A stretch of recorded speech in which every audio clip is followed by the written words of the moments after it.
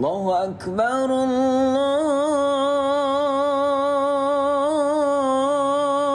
أكبر. Selain mengadakan solat-solat jamaah dan juga penyemarahan majlis-majlis ilmu, masjid memainkan peranan untuk program-program yang telah ditakwimkan sepanjang tahun. Kita ada membudayakan Al-Quran. Dan di samping itu juga kita mengadakan khidmat bantuan untuk kemasyarakatan. Itulah peranan utama institusi surau dalam usaha untuk menyatupadukan masyarakat di bawah satu kalimah yang sama, iaitu La ilaha illallah Muhammadur Rasulullah. Ada terdapat lebih kurang 156 masjid di dalam daerah Johor Bahru dan lebih kurang 364 surau. Semua program memerlukan dana ataupun keuangan yang mencukupi. Kami hanya menerima peruntukan sekali daripada Jabatan Agama. Selebihnya diuruskan oleh pihak surau sendiri untuk mendapatkan dana. Jadi antara sumber dana dan juga sumber keuangan tetap surau yang menjadi nadi kepada penggerak surau, antaranya tabung kutipan bulanan dan solar.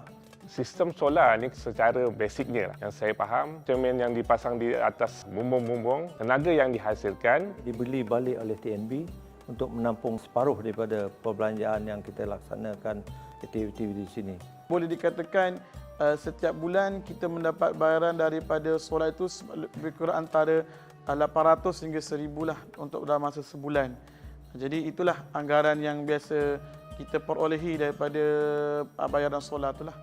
Memangnya masjid dan surau ini merupakan macam institusi masyarakat setempat.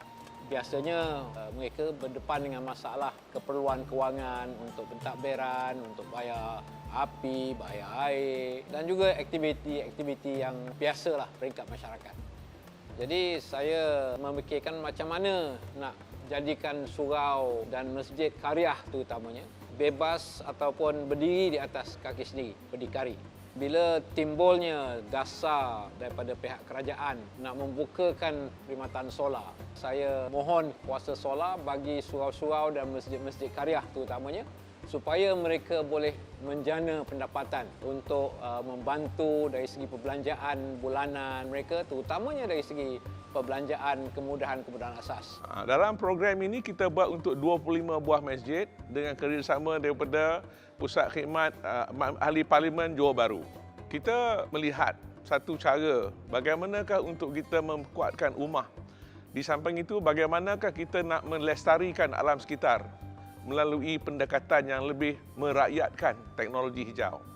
Salah satu cara yang paling mudah ialah dengan memperdekatkan sistem solar ini kepada masyarakat melalui rumah-rumah ibadat. Selain daripada mendapat pendapatan kepada masjid, dia juga menolong mengurangkan pelepasan gas rumah kaca ke udara dan membantu alam sekitar dilestarikan melalui program-program solar dan teknologi hijau. Pada awalnya pemikiran ketika itu jawatankuasa masjid agak keliru, tetapi bagi saya ketika itu sebagai setiausaha saya melihat satu yang baru ataupun kita panggil renewable energy.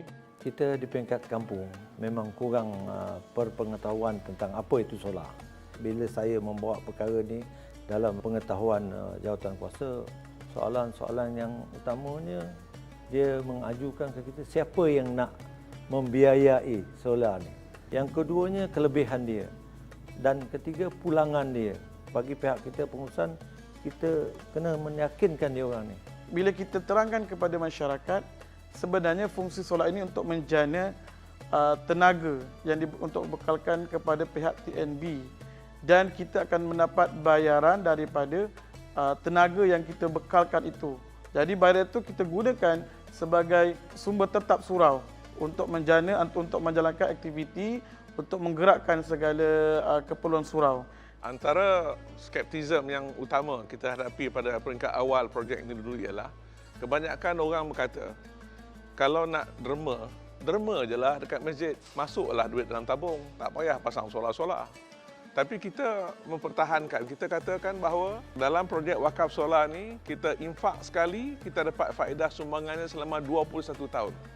Jadi dengan cara sumbangan ini, infak tu boleh bertahan selama begitu panjang dan tak ada satu jenis infak yang boleh memberi hasil pendapatan selama 21 tahun.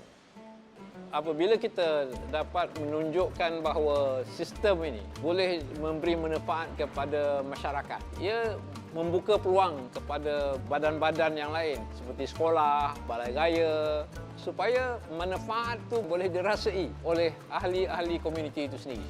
Bukan sahaja masjid tetapi penduduk serta karya mendapat manfaat bersama.